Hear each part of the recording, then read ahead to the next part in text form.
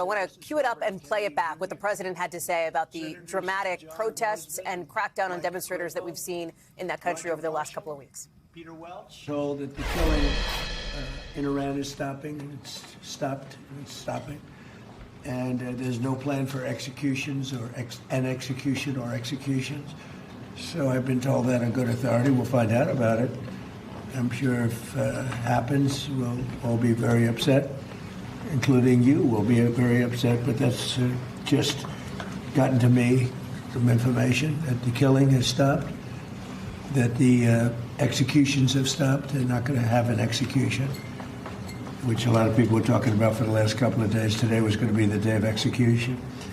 And another piece of information. So you heard the president there referencing the crackdown on demonstrators and saying that Iran is stopping. He said that there will not be an execution. Of course, we had known about a potential high-profile execution that had set to happen, according to human rights groups, against an Iranian in that country. Let me bring in Gabe Gutierrez now. And Gabe, this raises a couple of questions. First, it doesn't address the question of the potential military options that the president had been presented, apparently by his team, that he had been looking at, as our team has reported over the last couple of days. Second, it suggests, obviously, this back channel, or at least some sort of level of communication with Iran between the president, that country, et cetera. Tell us what you make of this. Yeah, certainly a lot of unanswered questions at this point, Hallie, about what happens next in Iran. But that is a bit of news from the president. Some sort of de-escalation here, with the president receiving some new information saying that the killing has stopped. Of course, over the last several days, we've seen the increasing tension inside Iran,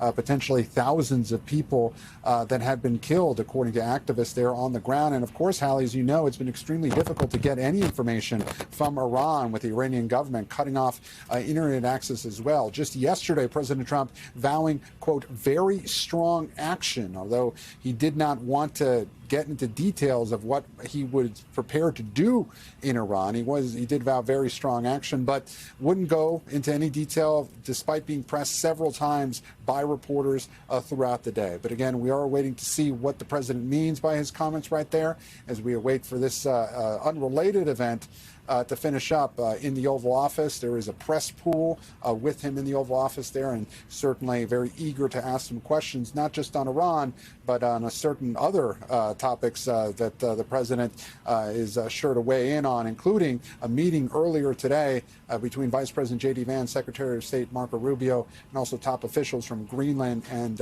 Denmark who were here at the White House. We thank you for watching, and remember, stay updated on breaking news and top stories on the NBC News app, or watch live on our YouTube channel.